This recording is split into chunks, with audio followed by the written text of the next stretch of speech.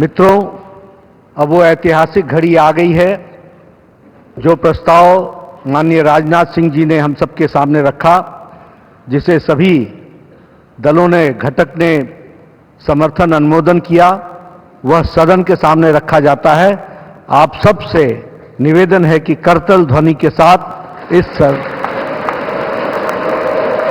मैं एनडीए के वरिष्ठ नेताओं से कहूंगा कि वो सामने मंच पे बाहर आकर के माननीय मोदी जी का स्वागत करें। सब लोग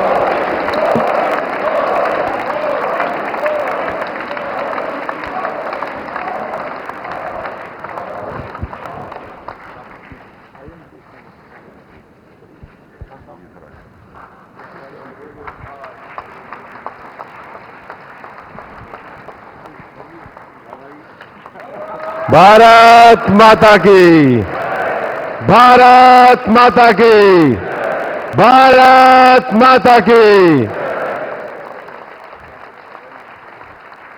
वंदे वंदे वंदे।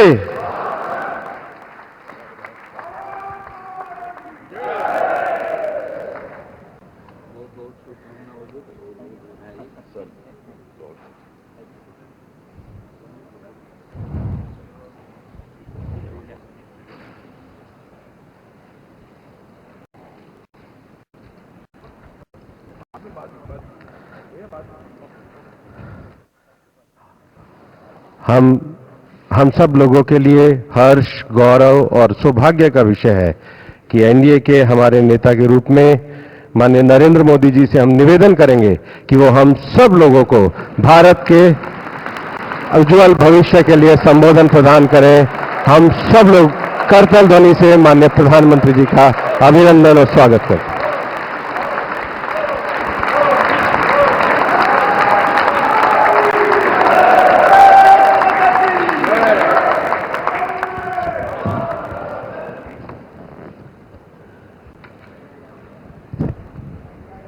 भारत माता की, भारत माता की।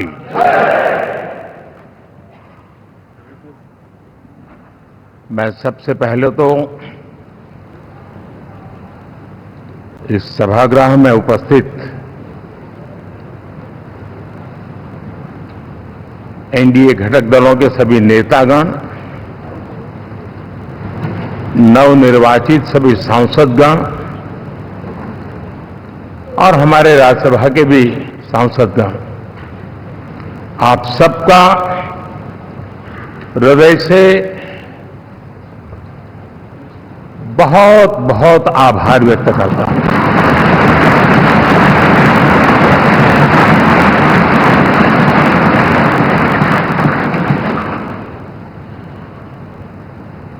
मेरे लिए खुशी की बात है कि इतने बड़े समूह को आज मुझे यहां स्वागत करने का अवसर मिला है।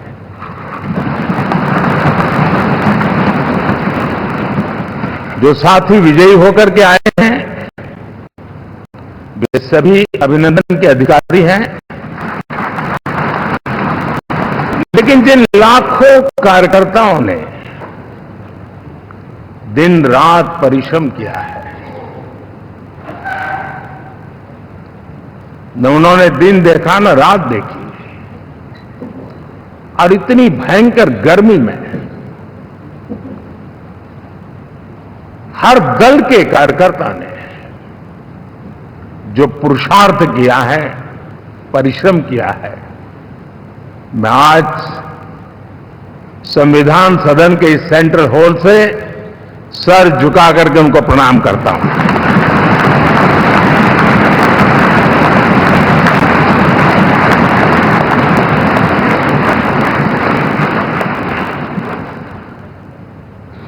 साथियों, मेरा बहुत सौभाग्य है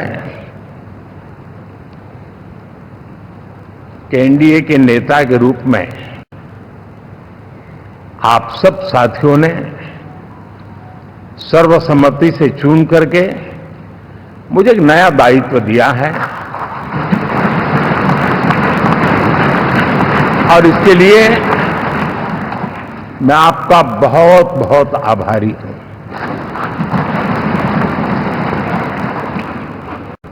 व्यक्तिगत जीवन में एक मैं जवाबदारी का एहसास करता हूं। जब 2019 में इस सदन में मैं बोल रहा था, आप सबने मुझे नेता के रूप में चुना था, और तब मैंने एक बात पर बल दिया था, विश्वास।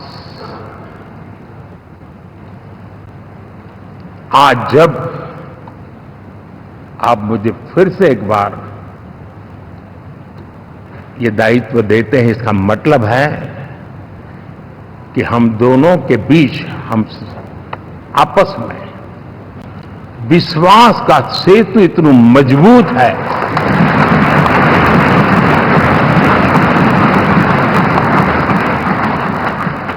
ये अटूट रिश्ता विश्वास की मजबूत धरातल पर है, और ये सबसे बड़ी पूंजी होता है। और इसलिए ये पल मेरे लिए भावुक करने वाले भी है, और आप सबके प्रति जितना धन्यवाद करूं उतना कम है।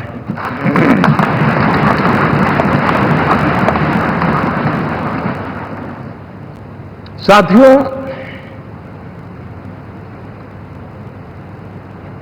बहुत कम लोग इन बातों की चर्चा करते हैं, शायद उनको सूट नहीं करता होगा, लेकिन हिंदुस्तान के इतने महान लोकतंत्र की ताकत देखिए कि एनडीए आज देश में 22 राज्यों में लोगों ने उनको सरकार बनाकर के सेवा करने का मौका दिया।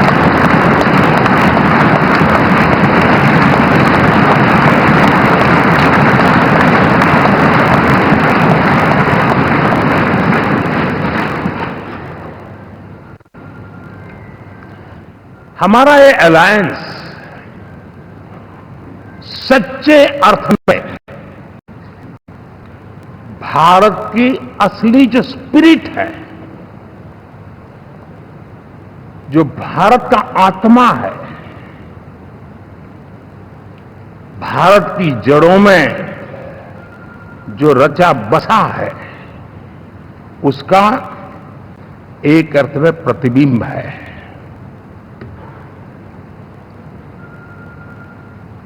और मैं इसलिए कह रहा हूं कि थोड़ी नजर करें, हमारे देश में 10 ऐसे राज्य जहां हमारे आदिवासी बंधुओं की संख्या प्रभावी रूप से है, निर्णायक रूप से है, जहां इस आबादी आदिवासियों की ज्यादा है। ऐसे 10 राज्यों में से 7 राज्यों में एनडीए सेवा कर रहा है।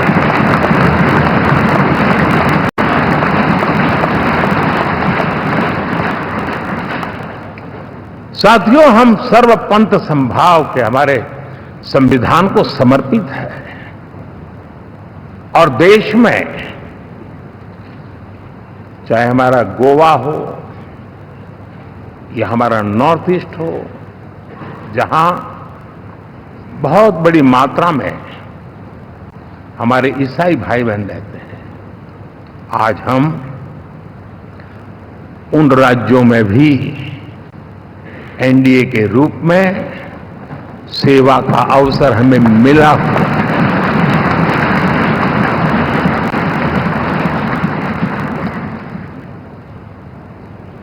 साथियों, प्री पोल अलायंस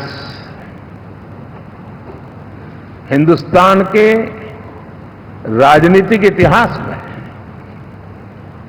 और हिंदुस्तान की राजनीति में गठबंधन के इतिहास में प्री पोल अलायंस इतना सफल कभी भी नहीं हुआ है जितना कि एनडीए हुआ।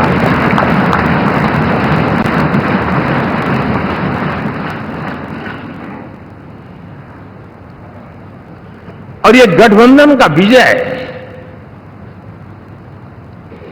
हमने बहुमत हासिल किया है।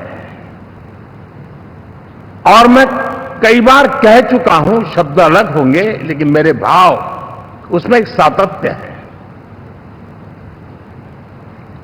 सरकार चलाने के लिए बहुमत आवश्यक है, लोकतंत्र का वही एक सिद्धांत है। लेकिन देश चलाने के लिए सर्वमत बहुत जरूरी होता है।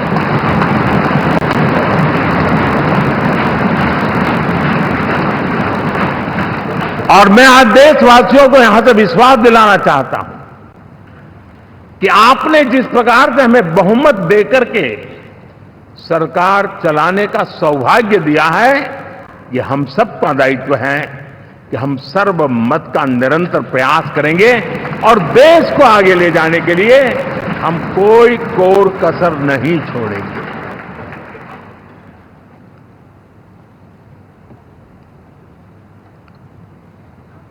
साथियों, एनडीए को करीब करीब 3 दशक हो चुके हैं।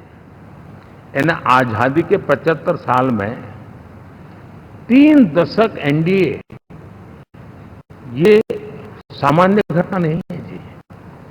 विविधता से भरे हुए अपनी लोकतांत्रिक और सामाजिक रचना के बीच में ये 3 दशक की यात्रा एक बहुत बड़ी मजबूती का संदेश देती है। और मैं आज बड़े गर्व के साथ कहता हूं कि कसी एक समय वो था कि संगठन के कार्यकर्ता के रूप में इस अलायंस का हिस्सा था, व्यवस्थाओं से जुड़ा रहता था, और आज सदन में बैठ करके आपके साथ काम करते करते मेरा भी नाता इससे 30 साल का रहा है। और मैं कह सकता हूं, हकीकतों के तथ्यों के आधार पर कह सकता हूं, ये सबसे सफल अलायंस है।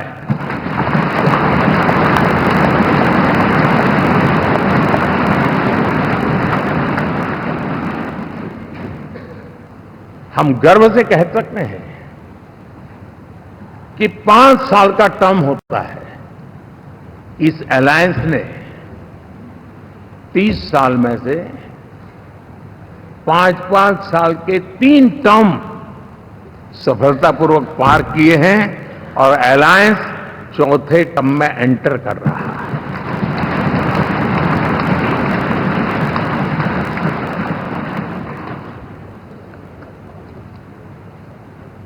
साथियों, इस बात को जो राजनीति के विशेषज्ञ हैं, अगर मुक्त मन से, मुक्त मन शब्द बहुत महत्व का है, वे सोचेंगे तो पाएंगे कि एनडीए ये सत्ता प्राप्त करने का या सरकार चलाने का कुछ दलों का जमावड़ा नहीं है। ये राष्ट्र प्रथम की मूल भावना से, नेशन फर्स्ट के प्रति कमिटेड, वैसा ये समूह है। और 30 साल का लंबा कालखंड शुरू में शायद असेंबल हुआ होगा, लेकिन आज मैं कह सकता हूं कि भारत के राजनीतिक व्यवस्था में एक ऑर्गेनिक अलायंस है।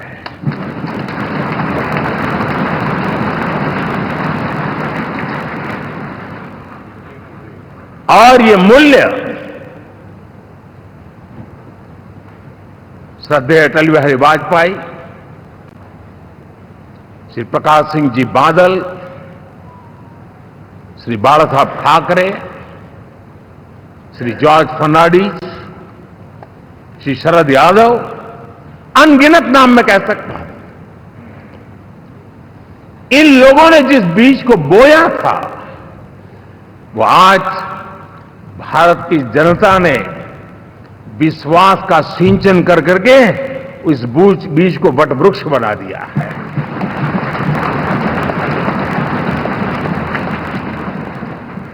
और हम सबके पास ऐसे महान नेताओं की विरासत है और हमें इसका गर्व है। बीते 10 वर्षों में हमने एनडीए की उसी विरासत, उसी मूल्यों को लेकर के निरंतर आगे बढ़ने का और देश को आगे बढ़ाने का प्रयास किया है। जैसे मैंने कहा, मुक्त मन से राजनीति के विश्लेषक अगर विश्लेषण करेंगे तो देखेंगे कि एनडीए का जो लोग दिखते हैं ना, उसमें एक कॉमन चीज नजर आती है और वो है गुड गवर्नेंस। इन सब ने अपने अपने समय में, अपने अपने कार्यकाल में जब जब जहां सेवा करने का मौका मिला है, गुड गवर्नेंस इस देश को दिया है। और इस प्रकार से एनडीए एक प्रकार से, एनडीए कहते ही गुड गवर्नेंस ये अपने आप पर्यायवाची बन जाता है। साथियों, हम लोगों के सभी के कार्यकाल में, चाहे मैं गुजरात में रहा हूं या बाबू हमारे आंध्र में रहे हो या नीतीश जी ने बिहार के लिए भरपूर सेवा की हो, हम सबके अंदर केंद्र बिंदु में गरीब का कल्याण केंद्रस्थ रहा है।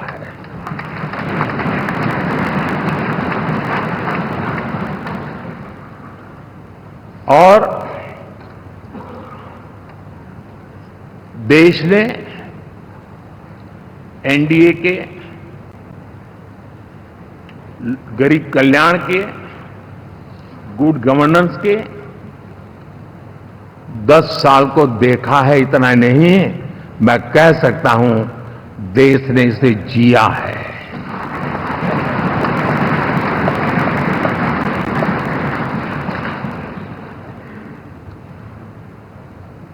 जनता जनार्दन ने सरकार क्या होती है, सरकार क्यों होती है, सरकार किसके लिए होती है, सरकार कैसे काम करती है, इसको पहली बार अनुभव किया है। वरना जनता और सरकारों के बीच में एक खाई की व्यवस्था ही बनी हुई थी। हमने उसको पाठ दिया है। हमने सबका प्रयास का मंत्र देश को नई ऊंचाई पर ले जाने के लिए चरितार्थ करके देखा है। साथियों, एनडीए सरकार में हम अगले 10 साल में, मैं बहुत जिम्मेवारी के साथ कह रहा हूं, अगले 10 साल में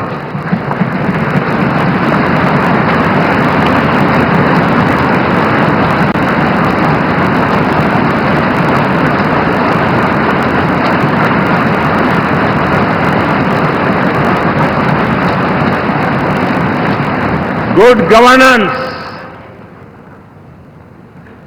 विकास, नागरिकों के जीवन में क्वालिटी ऑफ लाइफ, और मेरा व्यक्तिगत रूप से एक बहुत बड़ा ड्रीम है,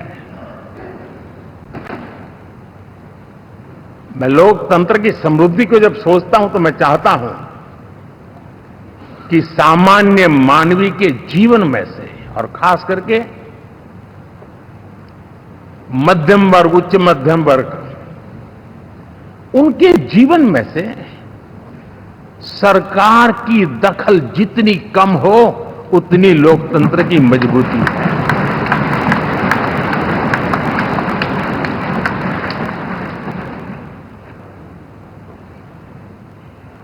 और आज के टेक्नोलॉजी के युग में बहुत आसानी से हम वरना एक दिन में 10 काम हो तो 10 अलग अलग वो सारी चीजें मांगेंगे। हम बदलाव चाहते हैं। गुड गवर्नेंस का ये भी एक महत्वपूर्ण पहलू है। देखिए, हम विकास का नया अध्याय लिखेंगे, गुड गवर्नेंस का नया अध्याय लिखेंगे, जनता जनार्दन की भागीदारी का नया अध्याय लिखेंगे और सब मिलकर के विकसित भारत के सपने को साकार करके रहेंगे।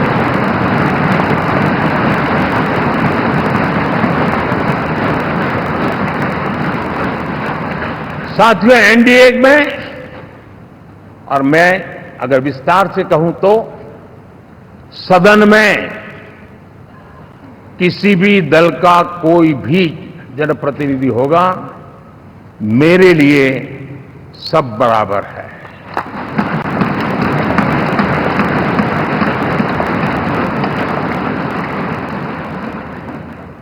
जब मैं सबका प्रयास की बात करता हूं तो मैं सदन में भी, चाहे वो लोकसभा हो या राज्यसभा हो, हमारे लिए सब बराबर है।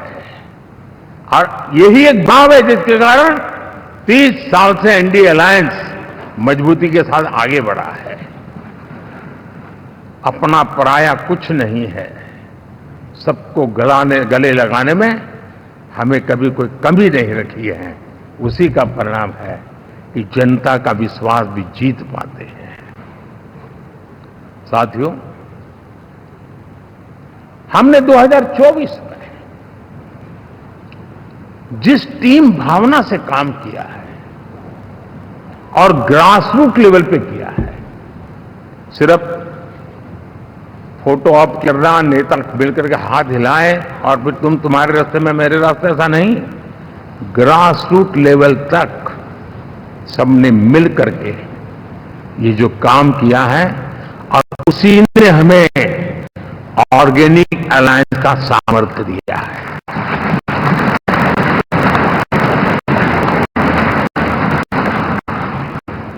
एक दूसरे का सहयोग किया है। हर किसी ने यही सोचा, जहां कम वहां हम। अगर कोई कमी है तो मैं आऊंगा, मैं मेहनत करूंगा, लेकिन तुम्हें कमी नहीं रहने दूंगा। जहां कम वहां हम, ये हर कार्यकर्ता ने जी करके दिखाया है, और तभी तो जीत आती है। साथियों, कभी कभी मैं कह सकता हूं कि हमारा 10 साल का अनुभव है, भारत के हर क्षेत्र का और भारत के हर नागरिक का जो एस्पिरेशंस हैं,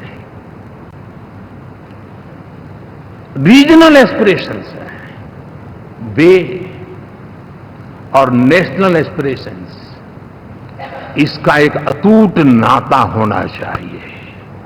इसके बीच में हवा तक गुजर न सके, इतना जुड़ाव होना चाहिए, तब देश आगे बढ़ता है।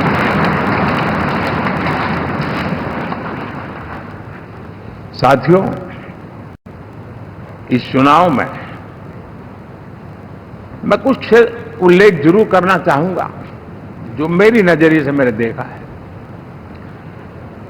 दक्षिण भारत में एनडीए ने एक नई राजनीति की नींव मजबूत की है।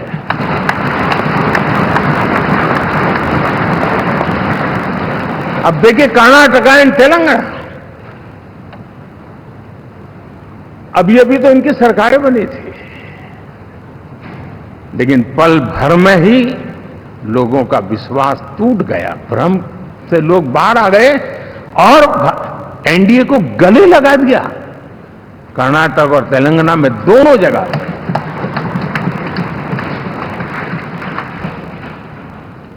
साथियों, तमिलनाडु, मैं तमिलनाडु की टीम को भी बधाई देना चाहूंगा,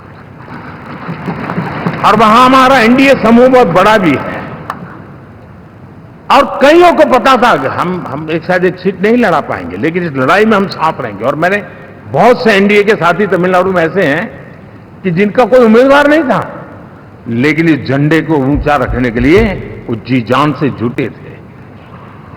और इसलिए आज तमिलनाडु में भले हम सीट नहीं जीत पाए, लेकिन जिस तेजी से एनडीए का वोट शेयर बढ़ा है, वो साफ साफ संदेश दे रहा है कल में क्या लिखा हुआ है।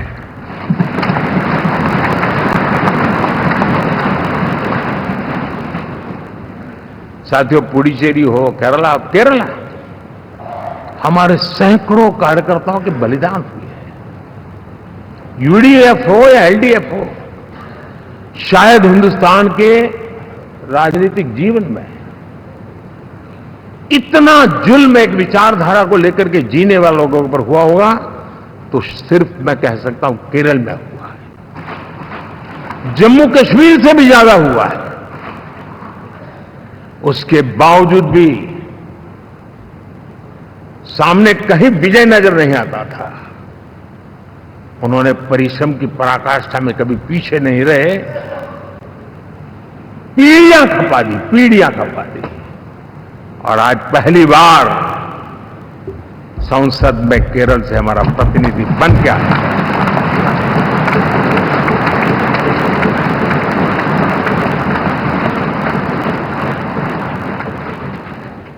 साथियों, अरुणाचल में हमने लगातार हमारी सरकार बनती रही है और भारी समर्थन से बनती है। सिक्किम में भी हमारे एनडीए की सरकार करीब करीब क्लीन स्वीप के साथ, अरुणाचल क्लीन स्वीप। आंध्र, मैं अबू बाबू को पूछ रहा था, बोले हिस्टोरिकली ये सबसे हाईएस्ट विक्ट्री है।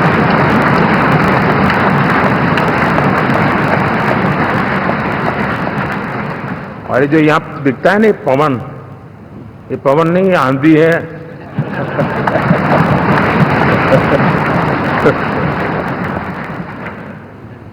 आंध्र ने इतना बड़ा हमारे प्रति जनमत दिया है। हिंदुस्तान के लिए एक सामान्य मानवीय की विकास की जो जिजीविषा है, उसका प्रतिबिंब है। और महाप्रभु जगन्नाथ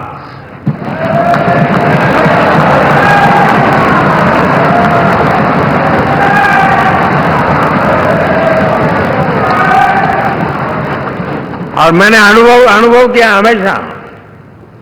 मैं हमेशा मानता हूं ईश्वर के अनेक रूप होते हैं, लेकिन जब मैं भगवान महाप्रभु जगन्नाथ जी को याद करता हूं तो मैं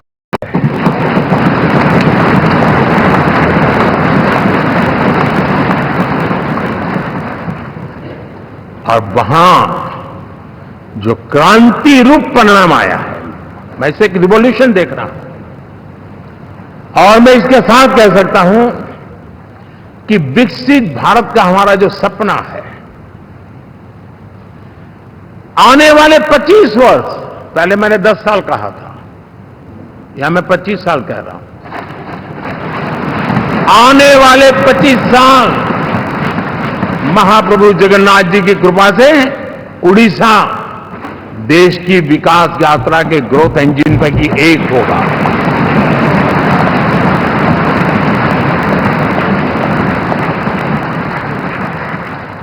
साथियों, हम लोग जब 4 जून के नतीजे चल रहे थे, मैं तो अपने काम में कुछ व्यस्त था।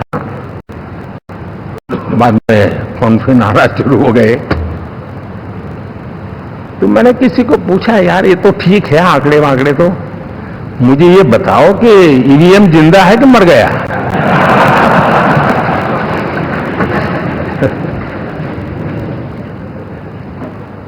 क्योंकि ये लोग तय करके बैठे थे कि भारत के लोकतंत्र और लोकतंत्र की प्रक्रिया के प्रति विश्वास ही लोगों का उठ जाए, और लगातार ईवीएम को गाली देना। और मुझे तो लगता था कि शायद इस बार वो ईवीएम की अर्थी क्या जुलूस निकालेंगे, लेकिन 4 जून शाम आते आते उनको ताले लग गए ईवीएम ने उनको चुप कर दिया।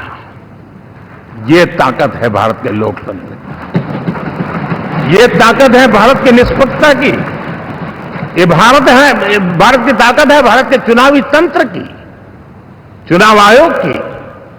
और मैं मानता हूं कि ये आशा करता हूं कि 5 साल तो अब ईवीएम शायद मुझे नहीं सुनाई देगा, लेकिन जब 29 में हम जाएंगे तो फिर से शायद ईवीएम को लेकर के नाचने की शुरुआत करेंगे, क्योंकि इनके सुधरने की संभावना बहुत कम है। आप देखिए, चुनाव के समय मैंने पहली बार देखा, शायद हर तीसरे दिन इलेक्शन कमीशन के काम में रुकावट आए, इसके लिए सुप्रीम कोर्ट के दरवाजे खटखटाए गए, भांति भांति की एप्लीकेशन, और एक ही टोली थी। और लोकतंत्र के प्रति जिनका भरोभार अविश्वास, ऐसे लोग सुप्रीम कोर्ट का उपयोग करते हुए कैसे रुकावट डाले, इसका निरंतर प्रयास करते रहे। और चुनाव आयोग की ताकत का एक बड़ा हिस्सा अदालतों में, इस पीक आवर्स में, चुनाव के पीक आवर्स में, यानी कितनी निराशा लेकर के ये लोग मैदान में आए थे कि उन्होंने पूरा हमला उसी इंस्टीट्यूट पे लगा दो ताकि चुनाव के कोई भी परिणाम आए, हम दुनिया के सामने भारत को भी बदनाम कर लें। ये षड्यंत्र का हिस्सा था दोस्तों, और कभी भी देश उनको माफ नहीं करेगा। साथियों, इंडी गठबंधन वाले जब ईवीएम का विरोध करते हैं तो मैं सिर्फ एक चुनाव के रूप में नहीं देख रहा। मैं मानता हूं ये लोग मन से पिछली शताब्दी के सोच वाले लोग हैं। वे टेक्नोलॉजी को हम महत्व न समझते हैं, न टेक्नोलॉजी स्वीकार करने को तैयार है। और ये सिर्फ ईवीएम में दिखाई दिया, ऐसा नहीं, यूपीआई में दिखाया। जब हमने कहा कि हिंदुस्तान के लोग डिजिटल ट्रांजैक्शन करेंगे, फिनटेक की दुनिया में आज हिंदुस्तान का नाम हो गया, मानने को तैयार नहीं। आधार आज देश की एक पहचान बना है। मैं तो देख रहा हूं कि मुझे कई देश कहते हैं कि हमें आधार की पद्धति से आगे बढ़ना है, आप कैसे मदद कर सकते हैं। उस आधार को रोकने के लिए सुप्रीम कोर्ट में बार जाकर के परेशानियां पैदा की। यानी मूलतः ये प्रगति के विरोधी, आधुनिकता के विरोधी, टेक्नोलॉजी के विरोधी इंडी अलायंस हमने देखा है। साथियों, इस देश के लिए यह भी चिंता का विषय है कि विश्व में भारत के लोकतंत्र की ताकत को कम आंकने का प्रयास, और कितना एक्सट्रीम है। मैं दुनिया में ढोल पीट रहा हूं कि हम मदर ऑफ डेमोक्रेसी है, और ये दुनिया में जाकर के बता रहे नहीं हमारे देश में तो डेमोक्रेसी ऐसा कुछ नहीं कि वो मोदी बैठ गया है और एक चाय बेचने वाला यहां पहुंच कैसे गया, कुछ तो गड़बड़ की होगी। ये जो इनकी मनस्थिति है जी,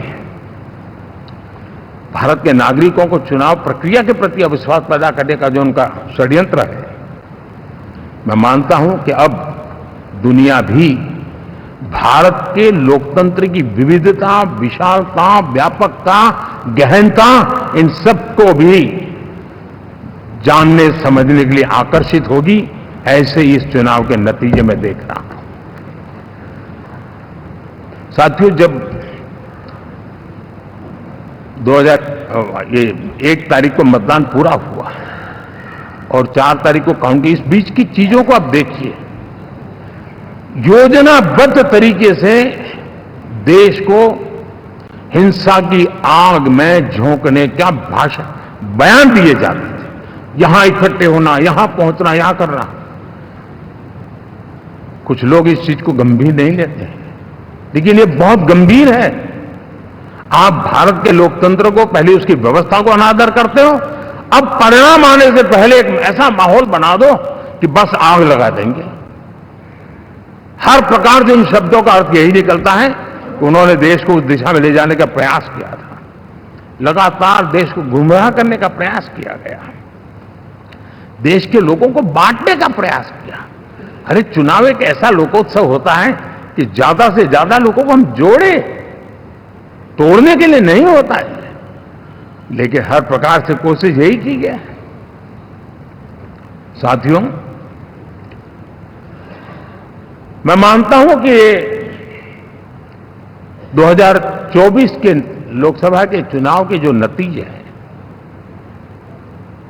हर पैरामीटर से देखेंगे, दुनिया ये मानती है और मानेगी कि ये एनडीए का महाविजय है।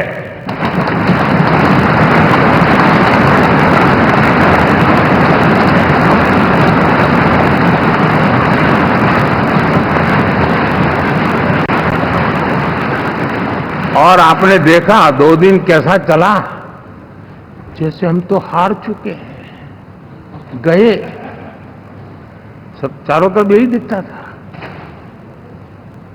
क्योंकि उनको अपने कार्यकर्ताओं का मोरल हाई करने के लिए ऐसे काल्पनिक परेड ये करने पड़ रहे हैं। और साथियों, गठबंधन के इतिहास में अगर आंकड़ों के हिसाब से देखें तो ये सबसे मजबूत गठबंधन की सरकार है।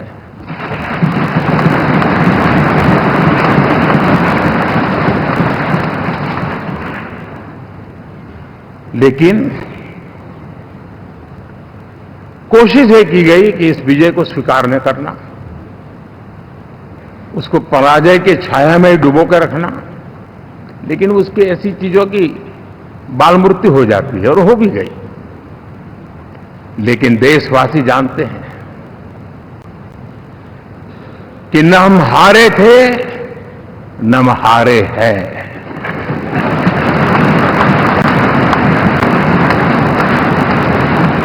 लेकिन 4 तारीख के बाद हमारा जो व्यवहार रहा है, वो हमारी वो पहचान बताता है कि हम विजय को पचाना जानते हैं।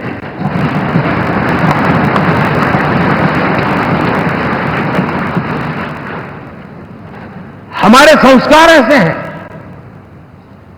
कि विजय की गोद में उन्माद पैदा नहीं होता है, और न ही पराजित लोगों के प्रति उपहास करने के हमारे संस्कार हैं। हम विजय को भी पचाते हैं और पराजित का भी उपहास करने की विकृति हम नहीं पालते, ये हमारे संस्कार हैं। अब किसी भी बालक को पूछो कि भाई लोकसभा के चुनाव के पहले सरकार किसकी थी, तो कहेगा एनडीए। 24 के नतीजों के बाद सरकार किसकी बनी, एनडीए। फिर हारे कहां से भाई?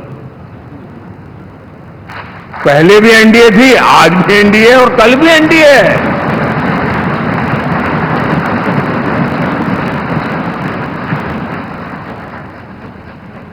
आप सोचिए,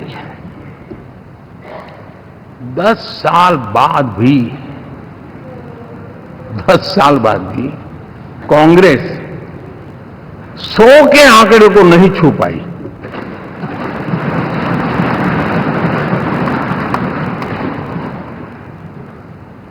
और अगर मैं 14, 19 और 24 3 चुनावों को जोड़ करके कहूं, कांग्रेस के 3 चुनाव जोड़ूं, तो इन 3 चुनावों में जितनी सीटें हमें मिली है, उससे ज्यादा हमें इस चुनाव में मिली है।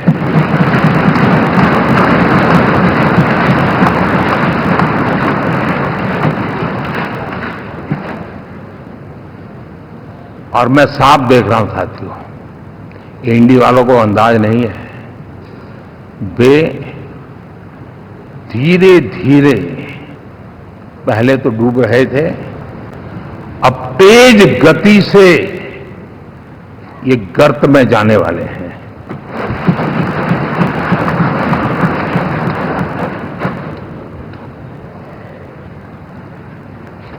साथियों, इंडिया अलायंस वाले देश के सामान्य नागरिकों की जो समझ है, आज भी वो उसके सामर्थ्य को समझ नहीं पाए हैं या समझना चाहते नहीं है। भारत के सामान्य व्यक्ति की भी एक समझ है, और जो जमीन से जुड़ा रहता है ना, वो समझ को छूता है, समझता है, पहचानता है, वो वहां नहीं है। साथियों, इन लोगों का जो व्यवहार रहा है 4 तारीख के बाद, मैं आशा करता था कि वे लोकतंत्र का सम्मान करेंगे, लेकिन उनके व्यवहार से लगता है कि शायद उनमें ये संस्कार आए, इसके लिए हमें और इंतजार करना पड़ेगा, और तो मैं ज्यादा कुछ कह नहीं सकता। और ये वो लोग हैं जो खुद की पार्टी के पीएम का अपमान करते हैं, उसके निर्णयों को फाड़ देते थे। खुद की पार्टी को विदेशी मेहमान आ जाए तो उसके लिए चेयर नहीं होती थी। ये सारे दृश्य आपने देखे हैं। ठीक, अब मैं समझता हूं कि इन सारी स्थितियों में से हम लोकतंत्र की मजबूती और जनता जनार्दन के प्रति आस्था, इसको हम, साथियों, लोकतंत्र हमें सबका सम्मान करना सिखाती है। विपक्ष में भी जो सांसद जीत करके आए हैं, मैं उनको भी बधाई देता हूं।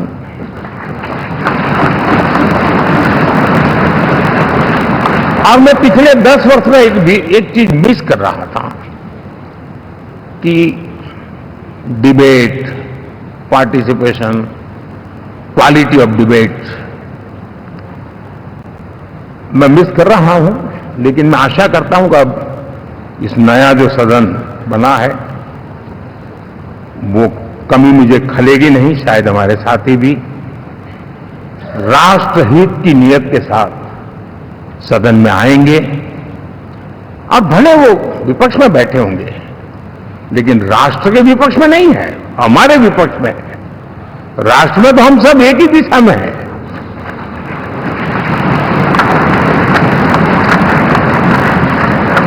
राष्ट्र में हमारा कोई पक्ष विपक्ष नहीं है। राष्ट्र में तो हम 140 करोड़ है, और मैं आशा करता हूं कि वो राष्ट्र हित की भावना को लेकर के सदन में आएंगे और सदन को समृद्धि देने में वे कुछ न कुछ योगदान करेंगे। साथियों, 24 का जनादेश एक बात को बार बार मजबूती दे रहा है, बार बार मजबूती दे रहा है कि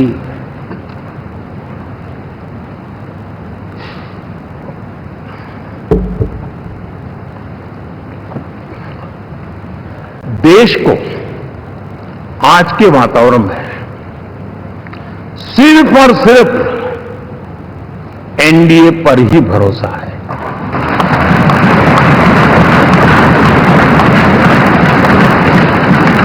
और जब इतना अटूट विश्वास है, इतना भरोसा है, तो स्वाभाविक है देश की अपेक्षाएं भी बढ़ेगी।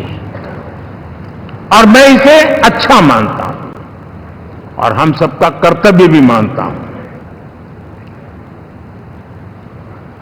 और इन अपेक्षाओं को पूर्ण करने के लिए, और मैंने पहले भी कहा था कि जो 10 वर्ष हमने काम किया है वो तो ट्रेलर है।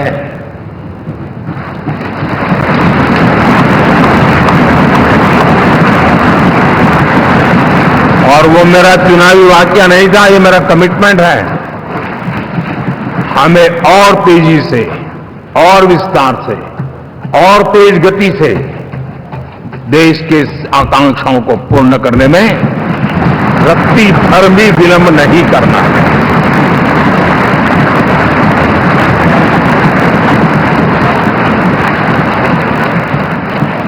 जनता जनार्दन चाहती है हम पहले से ज्यादा डिलीवर करें। जनता चाहते कि हम खुद ही हमारे पुराने रिकॉर्ड तोड़े। और मैं साथियों, एक तरफ एनडीए रखूं, दूसरी तरफ भारत के लोगों के सपने और संकल्पों को रखूं तो मैं कहूंगा NDA, new India, develop India, aspirational India.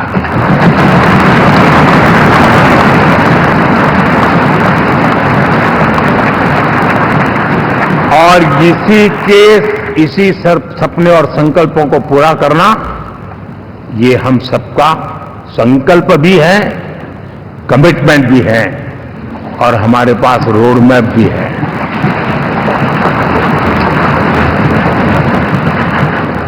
साथियों, एनडीए ने हमेशा करप्शन फ्री, रिफॉर्म ओरिएंटेड, स्थिर सरकार देश को दी है। जब जब हमें अवसर मिला हम लोगों ने काम किया है। उसके सामने कांग्रेस नेतृत्व वाली यूपीए, अब उन्होंने पुरानी अपनी छवि सुधारने के लिए नाम बदल दिया, लेकिन पहचान घोटालों की है।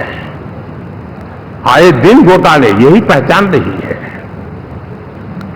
और नाम बदलने के बावजूद भी देश उनके घोटालों को नहीं भुला है, उनको नकारा है।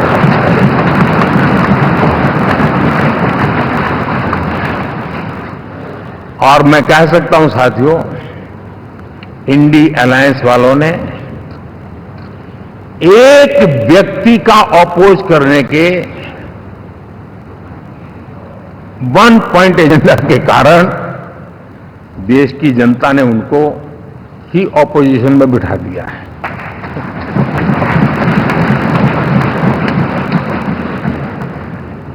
एनडीए विकसित भारत इस संकल्प को लेकर के चुनाव में गया था। देश के लिए सकारात्मक सोच को लेकर के गया था। देश की युवा शक्ति के सामर्थ्य को समझ करके नए अवसरों को लेकर के देश को आगे बढ़ने की बात लेकर के गया था। जबकि हमारे सामने जो लोग थे वो भ्रम फैलाना, झूठ फैलाना, यही गुमराह करने वाले काम यही करते रहे थे। अब एनडीए और उनका देखें, इवन नामांकन में जाएंगे तो भी आपको देखेगा उनका चुनाव प्रचार, उनका नामांकन। हम लोगों का एक एक दृश्य देख लीजिए और उनका एक एक दृश्य देखिए, कितना बड़ा अंतर है। हर चीज में उनका कैरेक्टर दिखाई देता है। और क्या रहा, फोटो ऑप के लिए तो उन्होंने अलायंस घोषित कर दिया, लेकिन कितने ही राज्यों में वो आपस में लड़ते रहे हैं, चुनावी जंग में एक दूसरे की पीठ में छुरा भोंकते रहे हैं। कभी उन्होंने कहा कि ये तो हमारा वैचारिक अलायंस है, वो भाई विचार लेवल पर ठीक है, बाकी नीचे तो हमारा अपना हम तैयार करेंगे। और अब फिर उन्होंने कहा कि भाई हम तो सीट के आधार पर अलायंस करेंगे, टोटल न भी करें, ये भी खेल खेला। और अभी अभी तो चुनाव पूरा शुरू कर दिया कि ये तो हमारा अलायंस लोकसभा के चुनाव के लिए ही था, बाद में नहीं है, ये भी शुरू कर दिया। यानी मैंने बहुत पहले कहा था कि आप देख लेना 4 जून के बाद बिखराव शुरू हो जाएगा, और वो शुरू हो चुका है। इसका मतलब ये हुआ कि वो सिर्फ और सिर्फ सत्ता सुख के लिए एक दूसरे का साथ देने की कोशिश करते थे, लेकिन उनमें उनका अगर स्वार्थ निश्चित होता तो साथ देना, वरना नहीं देना, एक कैरेक्टर था। साथियों, ये लोग कितने ही बड़े झूठे बोलते रहे हैं। और आप देखिए, चुनाव के समय उन्होंने देश के सामान्य नागरिक को गुमराह करने के लिए जो पर्चियां बांटी कि ये देंगे और वो देंगे और टिकना देंगे, फलाना देंगे। 2 दिन से मैं देख रहा हूं कि कांग्रेस के दफ्तरों पर लोग कतार लगा के खड़े हैं कि पर्ची है, 1 लाख रुपया कहां है, लाओ भाई, मांग रहे हैं लोग।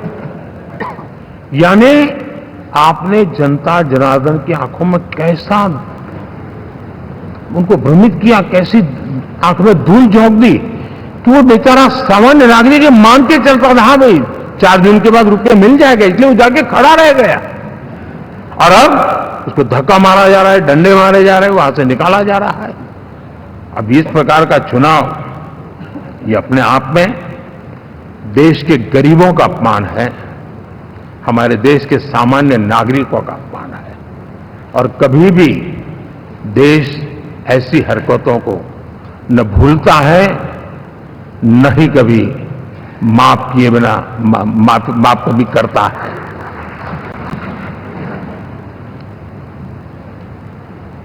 साथियों, हमारे लिए संतोष की बात है कि हम एक कमिटमेंट से काम कर रहे हैं। 10 साल में हमने 25 करोड़ गरीबों को गरीबी से बाहर निकाला है।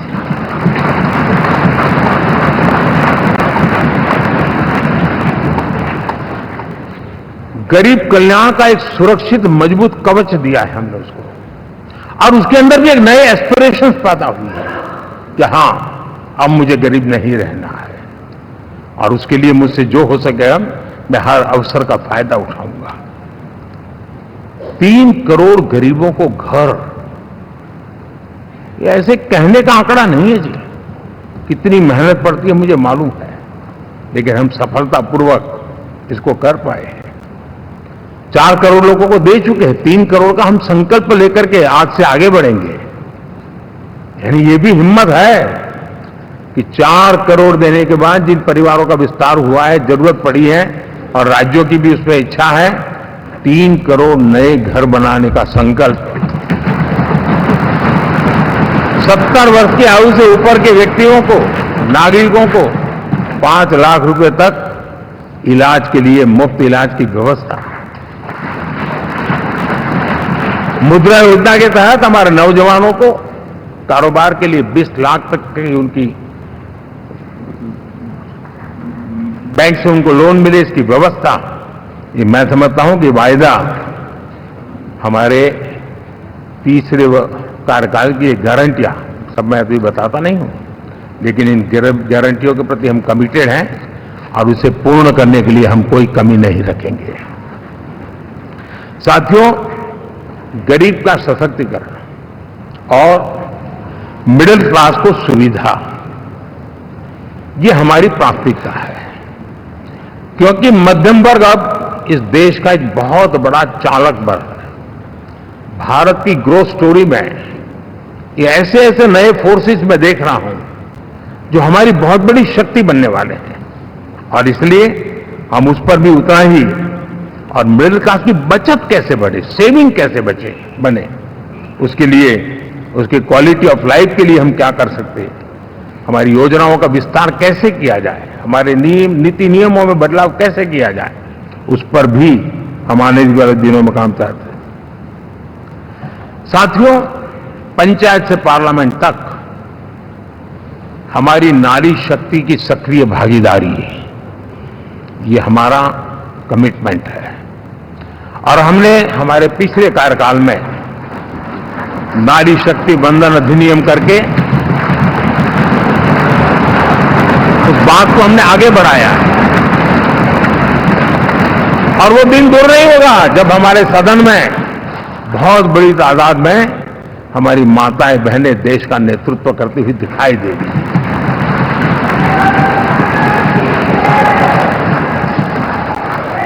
इस पूरे चुनाव में हम सबसे ज्यादा महिला उम्मीदवारों को टिकट देने वाली पार्टी रहे हैं, ये हमारा कमिटमेंट है।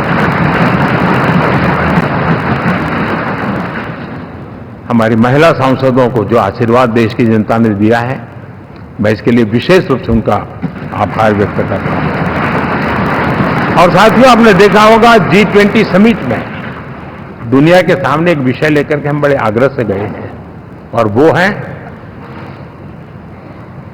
Empowerment of women, development of women. इन सारी बातों को तो हम परिचित हैं। हमने एक नया शिफ्ट किया है और हम G20 समिट से भी इसको आगे बढ़ा रहे हैं, विमेन लेड डेवलपमेंट।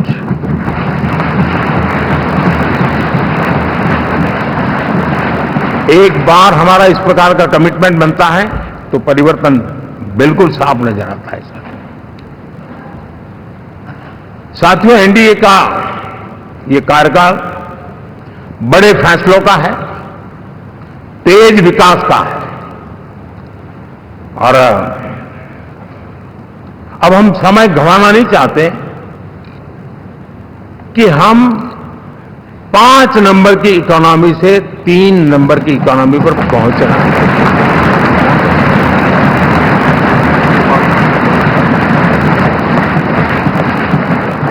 और ये खाली 5 और 3 का आंकड़ा नहीं है, उसके कारण जो अर्थव्यवस्था का कद बन जाता है, वो सामान्य मानवी की आशा आकांक्षाओं को पूरी करने के लिए सरलता बढ़ जाती है। देश के लिए जो जरूरतें हैं वो आराम से पूरी करने का सामर्थ्य बन जाता है। और इसलिए हम उस दिशा में बड़ी कोशिश करके आगे बढ़ना चाहते हैं। राज्यों का सहयोग भी उसमें उतना ही महत्वपूर्ण है। और भारत के संविधान ने हमें जिस प्रकार का दिशा निर्देश किया है कोऑपरेटिव फेडरलिज्म का, लेकिन मैंने उसमें आग्रह रखा है कॉम्पिटिटिव कोऑपरेटिव फेडरलिज्म। हमारे राज्यों के बीच में भी तंदुरुस्त स्पर्धा हो, राज्य और केंद्र के बीच में भी तंदुरुस्त स्पर्धा हो, हम अच्छा करने की स्पर्धा करें और उस दिशा में हम आगे बढ़ना चाहते हैं। और हमने देखा है कि जब मैं कॉम्पिटिटिव कोऑपरेटिव फेडरलिज्म की बात करता हूं, आपने देखा G20 समिट हम एक जगह पे कर सकते थे, हम भी मालाएं पहन करके फोटो निकलवा सकते थे, लेकिन हिंदुस्तान के अनेक शहरों में 200 से ज्यादा मीटिंगें हुई और दुनिया भर के नीति निर्धारक जो कहे G20 देशों के और बाकी भी 5-7 देशों के, वो हिंदुस्तान के कोने कोने में गए, उनके देशों में जाकर के भारत की विविधता, भारत की विशालता, इसकी चर्चा कर रहे हैं। उनके लिए आश्चर्य है। हमने तो दिल्ली आकर के वापिस जाते थे, पता ही नहीं था कि देश इतना बड़ा है। ये अपनी एक ताकत का परिचय हुआ है। हमने कोविड में देखा, राज्यों के साथ कोऑपरेशन के साथ हमने जिस प्रकार से लड़ाई लड़ी और एक सूत्र में रह करके लड़ाई, दल किसी का भी हो सरकार में, लेकिन हमने इस काम को किया क्योंकि हमारा कोऑपरेटिव फेडरलिज्म के प्रति कमिटमेंट है। एस्पिरेशनल डिस्ट्रिक्ट एक ऐसा मॉडल है गवर्नेंस का जिसमें राज्य भी उतना ही सक्रियता से हमारे साथ जुड़े हुए हैं। और दुनिया के लिए जो डेवलपिंग कंट्रीज हैं उनके लिए गवर्नेंस का एक ऐसा मॉडल प्रस्तुत हो रहा है जिसका अब तो केस स्टडी के रूप में दुनिया के अनेक यूनिवर्सिटी केस स्टडी करना शुरू की है। अब उसको हम आगे बढ़ाते हुए एस्पिरेशनल ब्लॉक की तरफ ले जा रहे हैं ताकि हमारे ग्रासरूट लेवल पे भी जो वीक एरियाज हैं, जहां सुविधाएं अभी सामान्य एवरेज से भी नीचे हैं, उसको हम जल्दी से जल्दी उस स्टेट की एवरेज तक लाना चाहते हैं। देश का रीजन कोई भी क्षेत्र हो, सर्वांगीण विकास को लेकर के हम चले।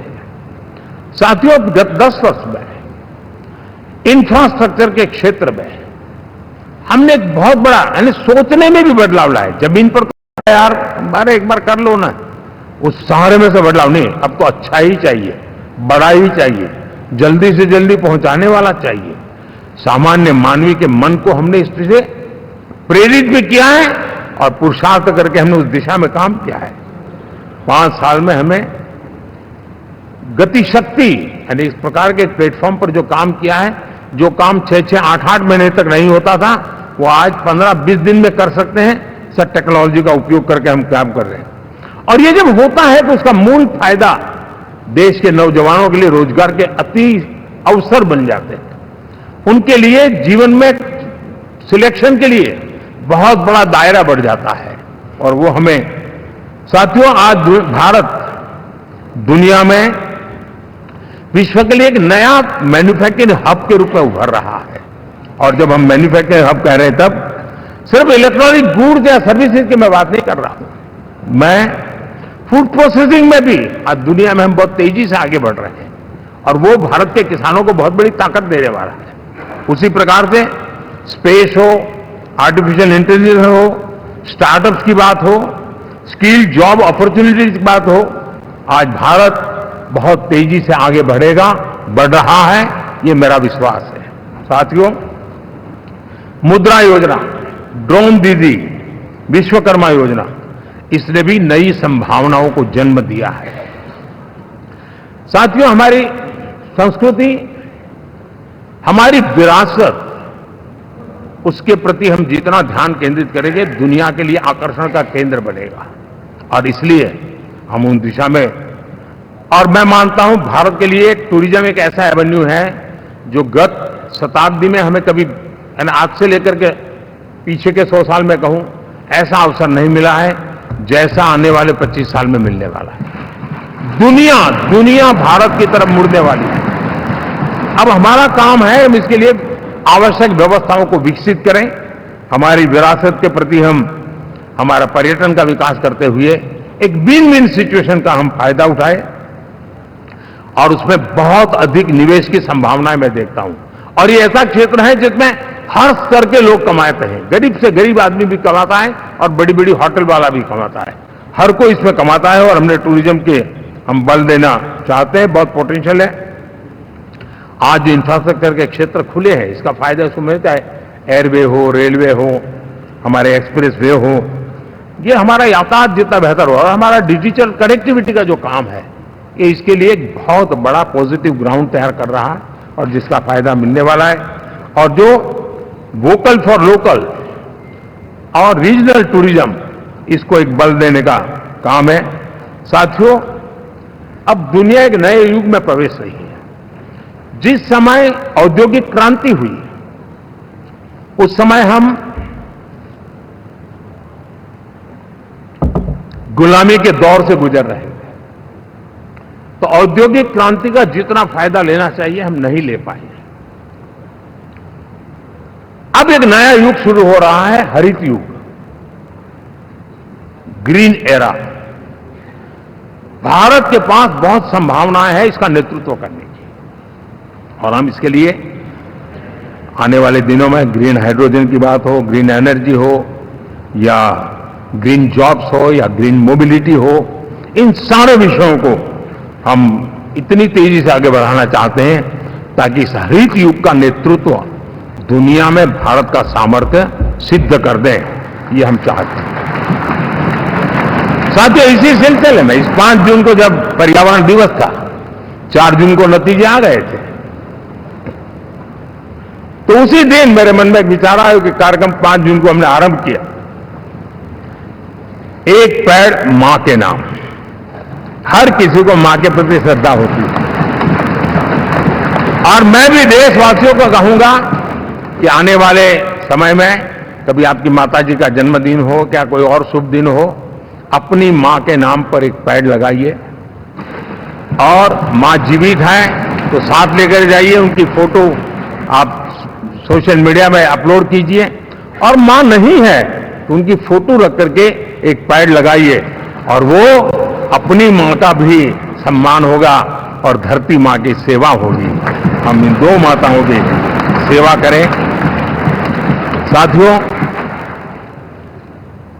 एनडीए, अब भारत आइसोलेशन में नहीं जी सकता। वैश्विक परिवेश में भारत की भूमिका दिनों दिन बहुत बढ़ती चली जा रही है। 2014 में जब एनडीए की सरकार बनी, पूरे विश्व में उसी एक पल से एक नया जिज्ञासा पैदा हुई, थोड़ी आशा के संकेत उनको नजर आने लगे और फिर उस बदलाव बहुत बड़ा तेजी से आया और पिछले 10 वर्ष में भारत ने जिन कामों को बर लिया है, आज भारत की छवि विश्व बंधु की बन चुकी है। दोस्तों, विश्व हमें एक बंधु के रूप में स्वीकार कर रहा है और जब दुनिया हमें विश्व बंधु के रूप में स्वीकारती है तो हमारी वैश्विक जिम्मेवारियों को भी हमने हमारे आने वाले रोड मैप में महत्व देना ही होगा। और भारत की सफल विदेश नीति ने अच्छे परिणाम भी दिए हैं।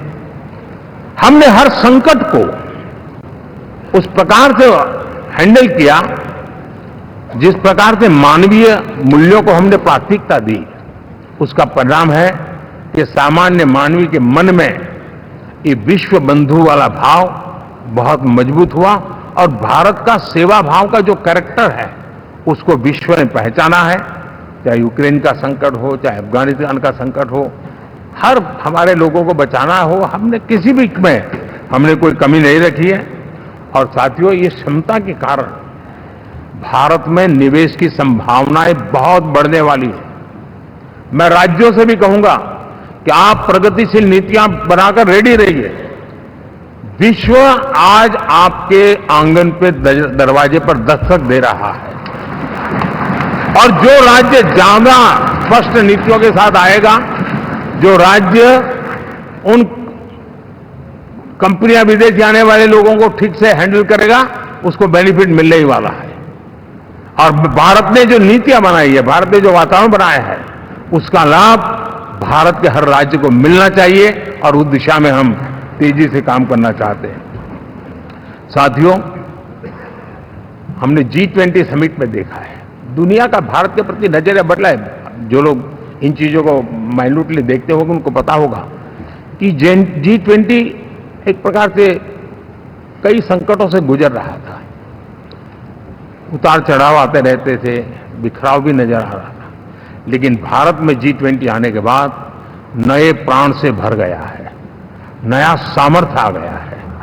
और ये भारत की ताकत है कि उसने पूरे विश्व को जोड़ने में G20 के माध्यम से बहुत बड़ा काम किया है। और उसके इन दिनों भी जो परिणाम आए, इसके बाद मेरा काफी समय विदेश के सरकारों से फोन अभिनंदन स्वीकार करने में गया।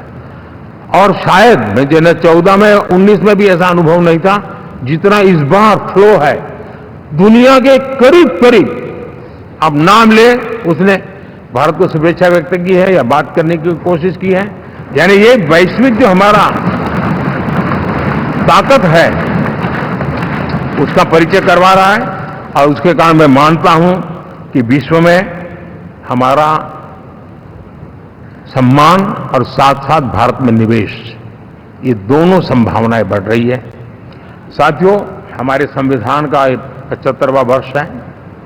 हम चाहते हैं कि संविधान हमारी संवैधानिक संस्थाओं का संरक्षण भर इसके मात्र के लिए है, ऐसा नहीं, कोई अदालत में धाराओं का उपयोग करके काम करने के लिए नहीं है। ये एक हमारी भावना है, हमारा स्पिरिट है। और हमें इस 75 साल को ऐसे मनाना है ताकि हम संविधान के स्पिरिट को जन जन तक पहुंचाएं। हर जन को संविधान की जो भावना है, कर्तव्य की भावना है, अनेक बात ऐसे इस बात है, उन सब प्रति समर्पण उसका बढ़े, उस दिशा में हम काम करना चाहते हैं। साथियों, छत्रपति शिवाजी महाराज के राज्याभिषेक के 350 वर्ष के उत्सव में देश आज रंगा हुआ है। और हमारे लिए सबसे बड़ी प्रेरणा है क्योंकि उसमें राष्ट्र प्रथम की भावना है। छत्रपति शिवाजी महाराज को याद करते ही राष्ट्र प्रथम की भावना हमें मजबूती देती है।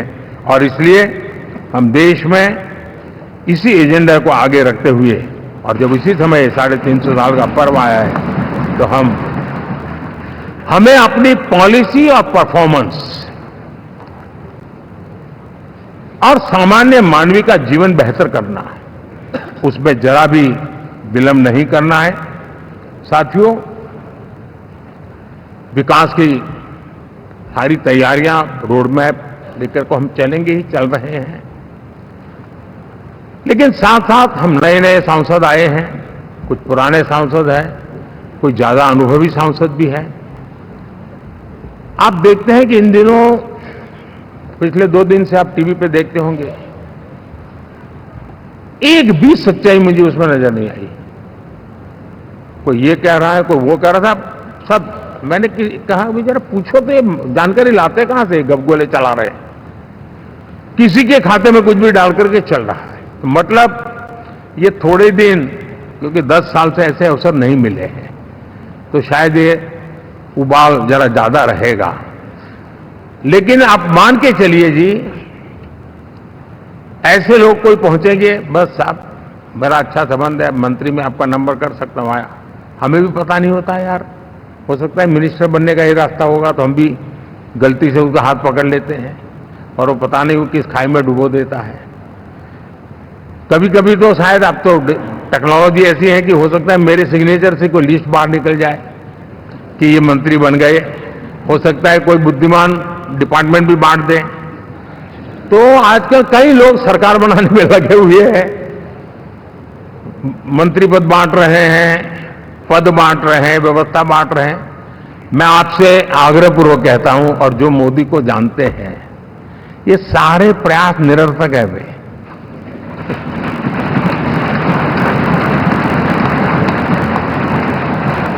आप भी किसी का फोन आ जाए तो 10 बार वेरीफाई कीजिए कि जिसने फोन किया है वो सचमुच में अथॉरिटी है। अदरवाइज कोई भी कहे भाई आपका नाम हो गया है, सुबह परिवार को बुला लीजिए, शपथ समारोह में आना है, हो गया।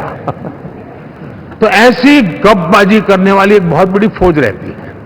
कुछ लोग आदतन करते रहते हैं, कुछ लोगों को मजाक आती है लेकर, और कुछ लोग बदइरादे से करते हैं। मेरा सभी सांसदों से आग्रह है कि हम इन सारे षड्यंत्रों का शिकार न बने।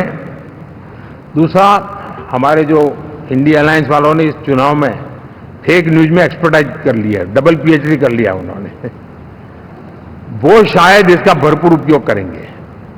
हम कृपा करके इन चीजों से दूर रहें, अफवाहों से दूर रहें। ये जो टीम बैठी है वो अनुभवी टीम है, मुझे भी सही सलाह देने वाली टीम है, और इसलिए टीम मिलकर के बहुत सही निर्णय करने वाली है। कृपा करके ब्रेकिंग न्यूज के आधार पर देश चलेगा नहीं, ये मान के चलिए।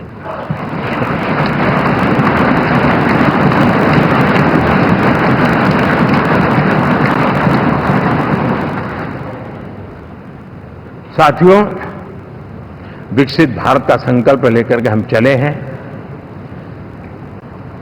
3 नंबर की इकोनॉमी पहुंच रहा मैं जानता हूं, निश्चित रोड मैप के साथ उसको हम पार करने वाले हैं। और मैंने पहले भी कहा था कि मेरा पल पल देश के नाम है, मेरा पल पल आप लोगों के नाम है। मैं 24/7 अवेलेबल हूं।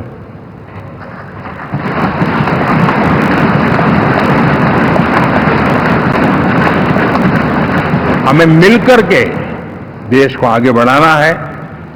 फिर से एक बार आप लोगों ने मुझ पर जो विश्वास जताया है, जो प्यार दिखाया है और जो समर्थन दिया है, वाकई मैं मानता हूं भारत के लोकतंत्र की एक बहुत बड़ी ताकत है। मैं जितना आपका आभार व्यक्त करूं उतना कम, और मैं विश्वास दिलाता हूं कि मैं आपकी आशा अपेक्षाओं को पूरी करने में, परिश्रम करने में कोई कमी नहीं रखूंगा।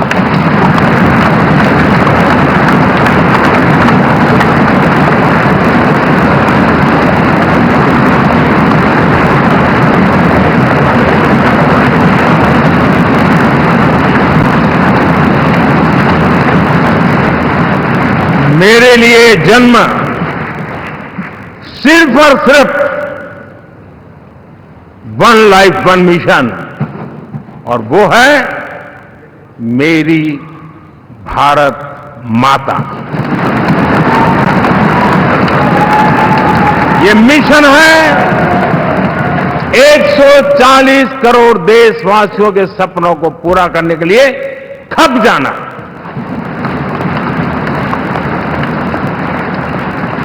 ये मिशन है 140 करोड़ देशवासियों को 1000 साल की मुसीबतों से जो गुजरी हुई पीढ़ी दर पीढ़ी है, उसे मुक्ति दिला करके सम्मान के साथ विश्व में मेरा हर देशवासी दुनिया उसे देखे तो उसका मन कर जाए, काश ये हिंदुस्तान का है, अरे नजर मिल जाए तो अच्छा होगा। ये मैं स्थिति पैदा करना है।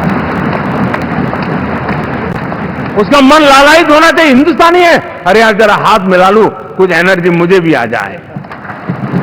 मैं देश को इस ऊंचाई पे ले जाना चाहता हूं। और साथियों, मुझे पक्का विश्वास है आपका साथ, आपका सहयोग, आपका अनुभव बहुत बड़े परिणामों की संभावनाएं लेकर के आया है। लोकसभा का ये गठन उन सभी आकांक्षाओं को पूरा करेगा। मैं फिर एक बार आप सबका हृदय से बहुत बहुत धन्यवाद करता हूं।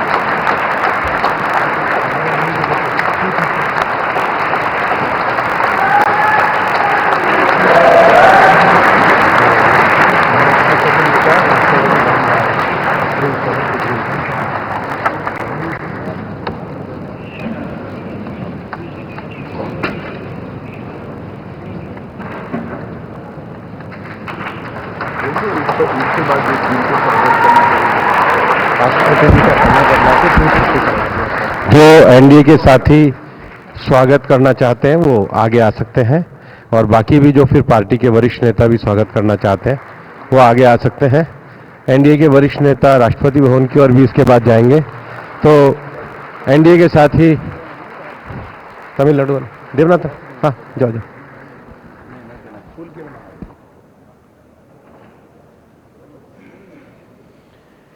एनडीए के साथी या वरिष्ठ नेता जो स्वागत के लिए आए हैं वो एक आगे धीरे धीरे जा सकते हैं।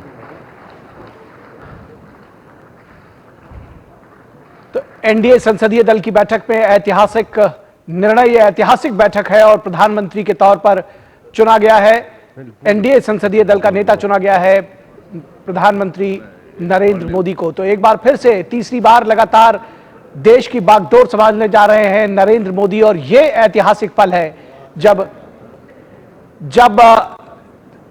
सभी दलों ने सर्वसम्मति से, एनडीए से जुड़े सभी घटक दलों ने सर्वसम्मति से नरेंद्र मोदी को अपना नेता चुना है। और इस तरह से जवाहरलाल नेहरू के बाद अब प्रधानमंत्री नरेंद्र मोदी इकलौते ऐसे व्यक्ति होंगे जो तीसरी बार लगातार तो देखिए ये तस्वीरें लाइव हम आपको दिखा रहे थे संसद के सेंट्रल हॉल से। इन तस्वीरों में अभी आप देख सकते हैं कि एनडीए संसदीय दल के तमाम जो घटक दल हैं उनके नेता यहां पर मंच पर पहुंचे हैं और प्रधानमंत्री नरेंद्र मोदी को अपना अभिवादन यहां दे रहे हैं, शुभकामनाएं दे रहे हैं, क्योंकि आज प्रधानमंत्री नरेंद्र मोदी को एनडीए संसदीय दल का नेता औपचारिक तौर पर चुना जा चुका है। सभी घटक दलों के अध्यक्ष नेताओं ने अपना अपना संबोधन मंच से दिया, अपनी अपनी बातें रखी और अपना प्रस्ताव जो है, हस्ताक्षर जो किया गया था बीते दिन प्रधानमंत्री नरेंद्र मोदी को अपना समर्थन देने का, ये लाइव तस्वीरें हम आप तक पहुंचा रहे हैं संसद के सेंट्रल हॉल से। अभी यहां पर हम देख पा रहे हैं सभी वरिष्ठ नेता, भारतीय जनता पार्टी के नेता और एनडीए संसदीय दल के नेता यहां पर पहुंचे हैं और प्रधानमंत्री नरेंद्र मोदी को पुष्पगुच्छ भेंट कर रहे हैं और शुभकामनाएं दे रहे हैं एनडीए संसदीय दल का नेता चुना जाने पर। और अब कुछ ही देर में, कुछ ही दिनों में प्रधानमंत्री नरेंद्र मोदी सरकार का प्रस्ताव पेश करेंगे। सरकार बनाने का प्रस्ताव प्रधानमंत्री नरेंद्र मोदी द्वारा पेश किया जाएगा।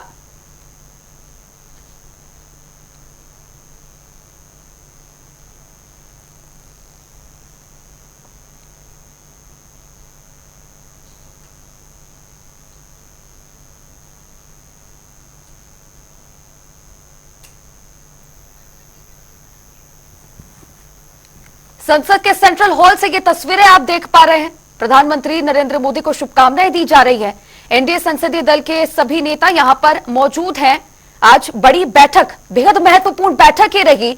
लगातार अब बैठकों का दौर जारी है। 4 जून को मतगणना हुई, रिजल्ट जनरल इलेक्शन के सामने आए, उसी के बाद से लगातार बैठकों का दौर जारी है। पहली बैठक हुई 5 जून को प्रधानमंत्री नरेंद्र मोदी के आवास पर, फिर उसके बाद जेपी नड्डा के आवास पर, और आज ये बैठक हुई है संसद के सेंट्रल हॉल में। यहां पर एनडीए संसदीय दल के जो घटक दल हैं वो यहां पर आए थे। इसके बाद एक और बैठक होनी है जहां पर भारतीय जनता पार्टी शासित राज्यों के मुख्यमंत्री उस बैठक में शामिल होंगे। यहां पर सभी नेता भारतीय जनता पार्टी के और जो एनडीए के सहयोगी दल है यानी कि घटक दल है वो भी यहां पर पहुंचे हैं और प्रधानमंत्री नरेंद्र मोदी को शुभकामनाएं दे रहे हैं। पुष्पगुच्छ भेंट कर उनको शुभकामनाएं दी जा रही हैं। इन तस्वीरों में आप देख सकते हैं गमछा पहनाया जा रहा है प्रधानमंत्री नरेंद्र मोदी को। रिस्पेक्ट ऑफ टोकन इसे कह सकते हैं। सभी जो अहम पार्टनर्स रहे प्रधानमंत्री नरेंद्र मोदी के इस बार के लोकसभा चुनाव में यानी कि जेडीयू और टीडीपी, उनके अध्यक्ष नेताओं ने भी अपना संबोधन दिया, अपना समर्थन सौंपा प्रधानमंत्री नरेंद्र मोदी को। और ये लाइव तस्वीरें आप देख सकते हैं। अभी भी यहां पर कई वरिष्ठ नेता मौजूद हैं। इन तस्वीरों में हम देख सकते हैं एलजेपी के अध्यक्ष चिराग पासवान यहां पर मौजूद हैं। वो नरेंद्र मोदी के पास आए हैं और शुभकामनाएं उनको देते हुए नजर आ रहे हैं।